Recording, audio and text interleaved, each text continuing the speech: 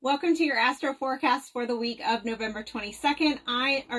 November 27th. I'm Sarah Nicole. This is Twisted Goddess Tarot, and my mission is to help you navigate the cosmic energies with greater awareness. If you're watching right now, you are probably watching the replay. If that's the case, leave me a comment down below. Let me know you are here so that I can say hi to you. Before we jump into the cosmic dance and the astrological transits that are happening this week, I did want to mention that the other half of my business, Twisted Goddess Crystals, is having a Cyber Monday sale today only. You can use the code SAVE20 at checkout to take 20% off your entire order. This applies to products only, none of the services.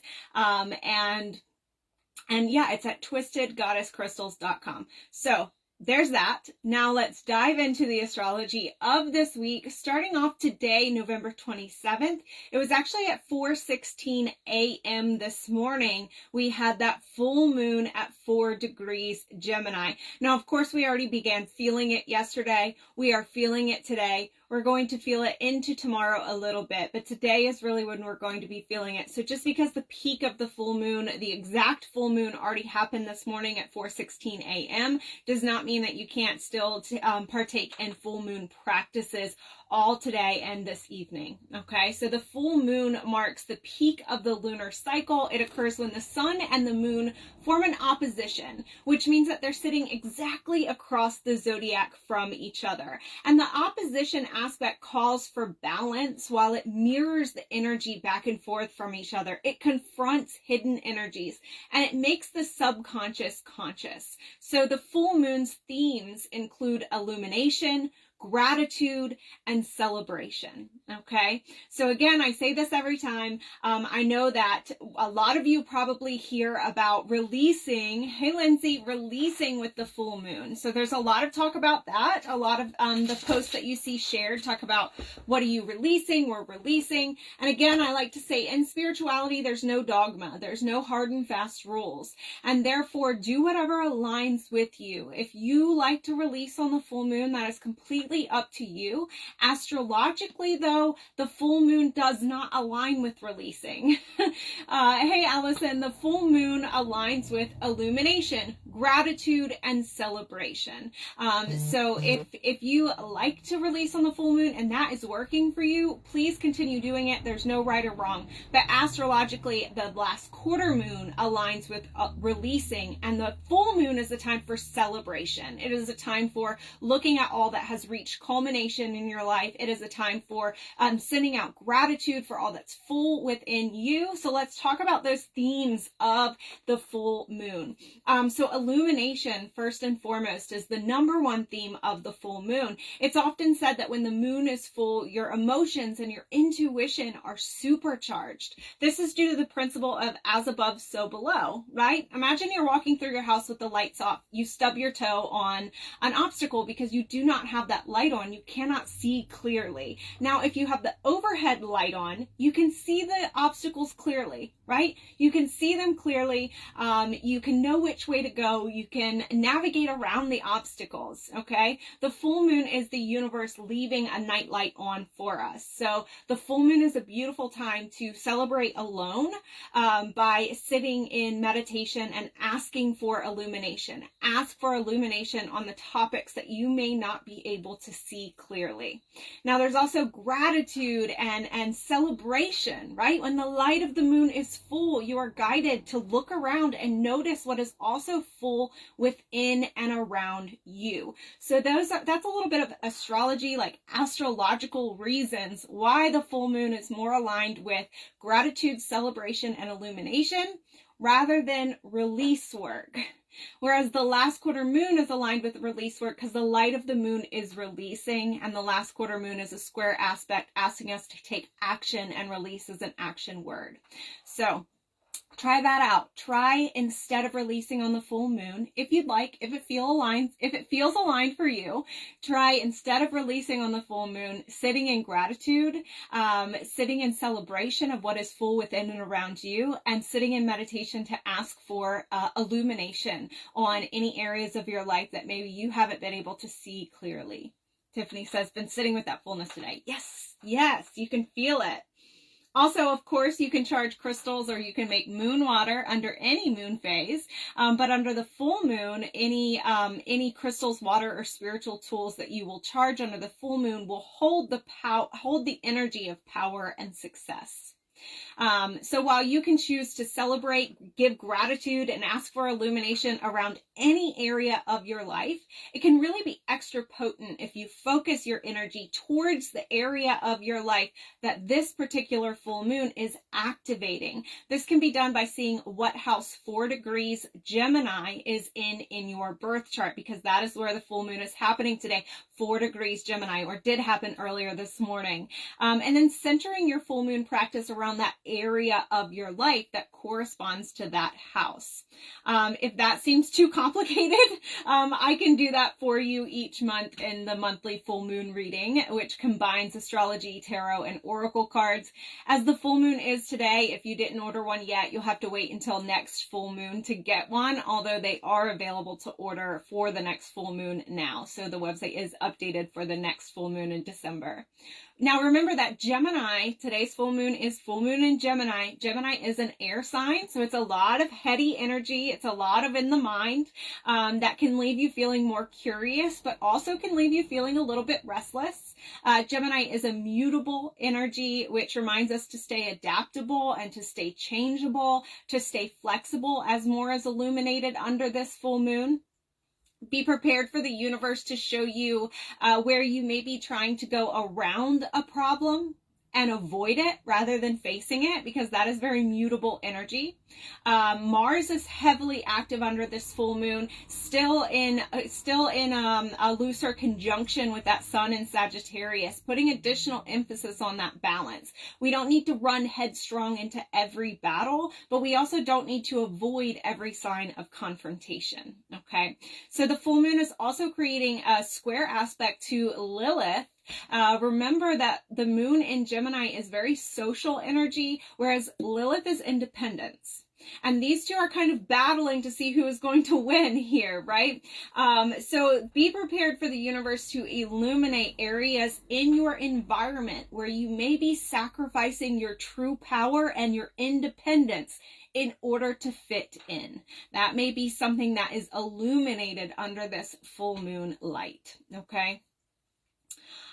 So also this week we have Friday, December 1st. Mercury is moving into Capricorn. So Mercury is the planet of the mind, and it influences your thinking, your communication, and your perception. As it moves from very adventurous Sagittarius to goal-oriented Capricorn, you may feel your mind take on a more serious, a more somber energy. You may be thinking it's time to get to work. I set some goals that I promised myself I would reach by the end of the year this year. Now, leave space for error. Don't be hard on yourself, but use this energy, use this Mercury in Capricorn energy to get focused on the mountain that you set out to climb. You may have gotten distracted, right, throughout the year as Mercury was in all of these other signs, focusing our mind, our mental energy, our mental power on other areas. Now it's back in Capricorn saying, hey, remember the goals that you have. Remember that mountain that you said you were going to climb. Okay, because Capricorn is that mountain goat that is going to reach the top of the mountain no matter what. No matter how narrow that path looks, it is going to get there. Now, Mercury is going to be stationing retrograde on December 13th. And as we know, this is a time where we will get asked to mentally slow down. It's a time where we can see delays. Hey, Freddie, I'm only mentioning it now, right? We've still got some time. We still have like 2 weeks before Mercury retrograde starts, but I'm mentioning it now because if you are like me and you wait until the very last minute to get prepped for the holidays, I'm talking like that Christmas Eve shopping, right? While this may usually work for you, it usually works for me. You may be saying, I work better under pressure, right? Not this year. Nope, not this year. Not with Mercury retrograde during the holidays. Get everything done before Mercury stations retrograde, because on December 13th, if we try to rush during Mercury retrograde, we will experience delays and we will experience burnout if we're trying to go and get everything ready. While Mercury, the planet of the mind, is saying, no, we want to slow down. We want to rest, right? We want to reflect. And I always tell people that, the issues around Mercury retrograde, like we always hear, hey Leo, we always hear like, oh, Mercury retrograde scary. Mercury retrograde is not scary. It's actually a beautiful time to rest and reflect. The issues that we experience during Mercury retrograde are not because of Mercury retrograde. They're because we do the exact opposite of what we're supposed to be doing. It's because we resist the lesson of Mercury retrograde of rest and reflect. That's when we have issues around Mercury retrograde. Is because we're resisting the resting, we're resisting the slowdown, we're resisting going into ourselves and being slower and more calm and more collective and more and more in our feminine, more in our being rather than our doing, right? All right, so as you all know, I like to pull some cards at the end just to get some additional guidance if there's anything that we missed astrologically. And I did want to show you the full moon in Gemini card today. We're in that full moon in Gemini energy. Embrace the flow of life. Remember, I said be adaptable. There's that mutable energy. Remember that the only thing constant is change. I really love full moon in Gemini. Because there has this energy, and we're going to talk about this as we move into the next card, which is the Ten of Wands. Okay, this is the card of the week from the Tarot of Transformation, Ten of Wands. It speaks to no self. Typically in a traditional tarot, the Ten of Wands speaks to needing to delegate, needing to let go of some of the burdens that we carry. In this deck, it speaks to no self. It speaks to leaving behind our usual identity and our usual ego activity, which it can be heavily, our ego activity can manifest as that I have to do everything. If I don't do it, it won't be done right. Okay, so we can definitely see that. And coming back in, tying it in with that full moon in Gemini energy, the moon is in Gemini. And the sun is in Sagittarius when we have a full moon in Gemini. And this is very much the axis of the mind. So Gemini is the lower mind. It is our conscious mind. It is our thinking mind. It talks about our schooling, like our, math, science, social studies, that kind of schooling, like your traditional schooling. And then Sagittarius energy is the higher mind. It is the philosopher. It is higher education. Okay. And so we definitely have this dichotomy of remembering that we are at both times always a student and a teacher. Always. Each one of us has something that we are learning, and each one of us has something that we can teach, that we can offer. And so I love that this Ten of Wands is coming in as the no self, reminding you to step outside of yourself. And it brings this humility, this humbleness that I'm always the student, but also this acknowledgement of our spiritual nature, that we also always have something to teach as well. So I absolutely love that coming out. Freddie said, because we want to be lazy, or maybe that's just this Virgo. Well, sometimes that procrastination, I'm Virgo rising, so sometimes that Virgo procrastination isn't actually because of laziness, it's because of perfectionism. So I'll just throw that out there, and perfectionism is just fear. At the end of the day, it's just fear. I don't know, maybe look at that one. Because Virgo energy is definitely not lazy energy. It is definitely the energy of our day-to-day routines, and Virgo energy is definitely the energy of like service, right? So definitely it's not a lazy energy, but can appear lazy because we will freeze because of perfectionism. Yeah. So also I have one more card for us this week, the Wisdom of Women, from the Wisdom of Women Oracle deck, Goddess deck. This is a collaborative deck by my friend Nancy Weiss with 42 real women and their real messages. It is not available to the public, so you get to see a little sneak peek of it here. I'm in this deck along with some of my friends, and this week we have Energetic Shift from Kimberly McKenzie. There will be seasons when you feel that your life force energy is depleting. During these times, open your energetic medicine bag and pull out a trusted remedy. Choose to quiet the mind with meditation or a yoga practice to feel more grounded. Breathwork can help to find balance within and without. Ecstatic dance will assist any stuck energy that needs permission to be freed. A quiet walk in nature may induce the healing. Sacred water and nourishing foods from our Mother Earth will most definitely serve you well. There are many methods to invoke an energetic transfusion when you need it. Affirmation: I honor my whole being by giving her the medicine she needs for an energetic shift. Journal prompt: take note of any repeated cycles, personal or ancestral. Investigate any bleeding wound and the root of what is draining you. So I like this card. You draw that card a lot. I like this card for a number of reasons being pulled this week. And so let me talk about it. Firstly, I really love this card when it's talking about that energetic shift because of the fact that this, we are moving from November to December, right? So we are moving to a different energy, a different numerology code. Not only that, we're preparing to move into a different Gregorian year, which is going to hold a different numerology code as well. So we're preparing to move into an energetic shift. Anytime we have a full moon, we reach a completion, right? An energetic shift where we're going from the energy building to the energy releasing of the lunar cycle.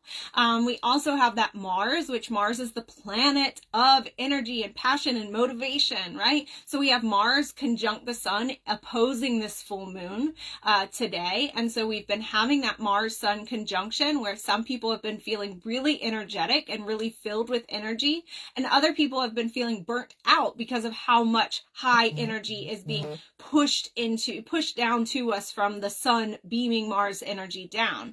And so this is a reminder that even me, as an astrologer who loves astrology and who uses it in my day-to-day life, the reason that I do this astro forecast is not so you can know how your week's gonna go. It is so that you can work with the energies to produce an energetic shift that you need instead of being worked by the energies. Astrology doesn't, how do I want to say this? It's just the same as when people say oh, well, I do this because I'm a blank, right? Because, Freddie, I'm going to use you, because I'm a Virgo, or because I'm an Aquarius, or because I'm a Capricorn. And it's no. There's an energy that is there. We get to choose. We have free will. We get to choose how we're going to shift and express that energy, right? Always, always, always. And so I really love that, especially being reminded on an astrology astro forecast, to remember that I'm giving you this information so that you can utilize it to shift that energy, to alchemize that energy, to interact that energy in whatever way is going to bring alignment in your life. Not to say, this is happening, so this is going to happen in my life. Say, no, this is the energy that's present. This is how I'm going to adjust and align my energetic state. These are the energy shifts that I need to make in my life in order to align with these energies so that I can manifest more in my life. And that's what true astrology is used for. Energetic alignment with the cosmic energies to produce overall alignment in your life. And so with that, that's the astro forecast this week. I hope you enjoyed. It's a little bit of a lower week this week, which is good. We're prepping to, move into some retrograde energy. So we're going to start slowing down. We're completely out of eclipse season. So we're completely out of, that really blah energy. So I'm appreciating the slowdown. I'm appreciating the time that the universe is giving us to get us back into energetic alignment after we were so shaken up, in the months in the past. So with that, I will see you all next week. Remember, Cyber Monday sale, 20% off at twistedgoddesscrystals.com. Just products, and with the code SAVE20. So with that, see you all later. So much love.